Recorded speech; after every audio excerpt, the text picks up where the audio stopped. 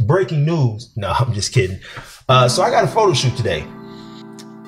I want you to look at all this stuff right here. Now, 2/3 of the stuff that's right here is just to be able to make this video.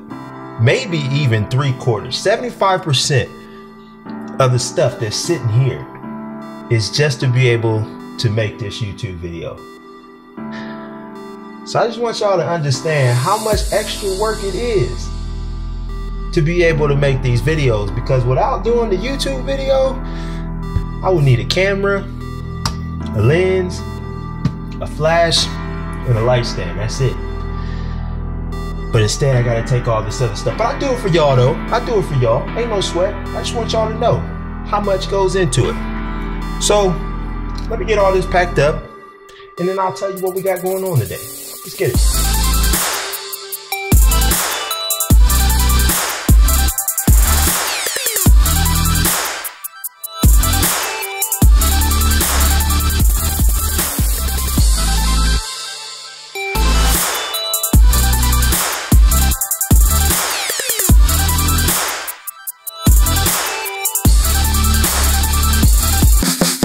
So Miss Sierra. Yes. What are we doing today? Wait. Okay, I know we're going to a thrift store and we're going on location to like do some creative. Okay, the inspiration was, see, this is why I keep looking at you. The inspiration was, I just want you to know this is gonna go in the video. I ain't gonna know. The inspiration was her. She did this, I think, Vogue magazine, like Vogue shot, and it was all about the dress and the scenery, the landscape and stuff like that. So I shared it with Mr. Anthony, and I know he said he wanted to do something a little bit more creative, and I was like, this will be dope. And so that's what we're doing today. So we're gonna go to a thrift store, find a dress. He believes we can do this in like quickly, but I'm like, yeah. Let the people know what your original plan was. Where were you trying to go to find this dress?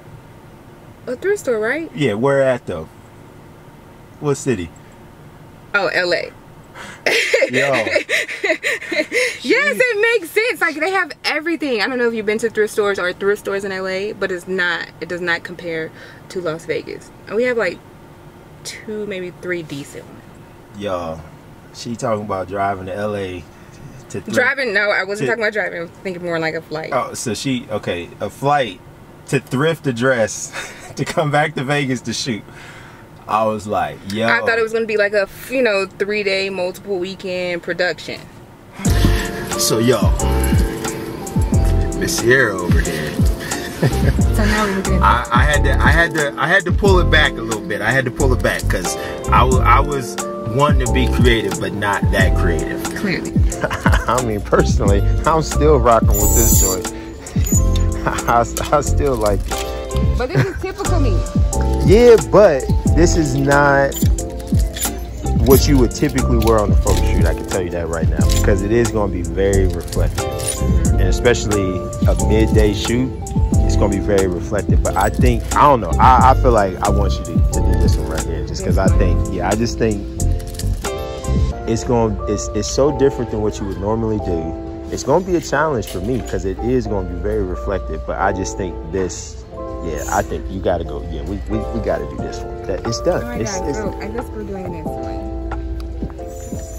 It's sparkly. I do like sparkle. Yeah, I'm all about that. It covers. I'm all about that. Leaves things to the imagination. Before we get into the shoot, let me just talk about how we want to work with the sun, right? So a lot of people avoid working in these situations because yes, the sun can be harsh, but the key is to work with the sun, not against it, okay? So the sun is high in the sky, so it's not necessarily very directional because it's pretty much right above us. Now it is somewhat down, but it's right above us. So you basically have 2 options. You could either shoot into the sun, and if you're doing that, it's gonna backlight your subject, or you can shoot with the sun to your back, in which case the sun would be lighting the subject's face to a degree. Now the issue with shooting with the sun facing you, like to your back and facing the model, is that you're gonna have to contend with shadows. So you're really gonna have to be very aware of how you pose your subject. You're likely going to want to have them have the chin more up, so that way the sun is hitting the face, so that you don't get shadows below the eyes. So typically we're always saying chin down, but if you're going to be shooting with the sun high in the sky and it's lighting your subject, you tend to want to have that chin up just a little bit more, so that way that sun can hit the face. You also want to pay attention to how you're positioning them. So if the sun is right there, right now, we will be almost split lit. I can't really see it on the screen because I'm dark and I can't see that far. I can't see him either.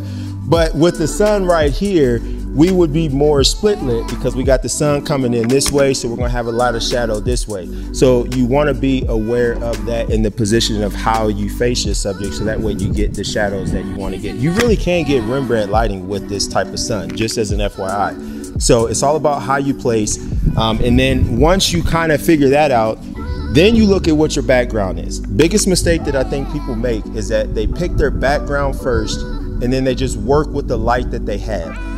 If it's a background that you absolutely want to shoot and you love it, that's fine. But really, you should get your light first. Find where the good light is and then work with the background that you have based off of that light. That is my recommendation.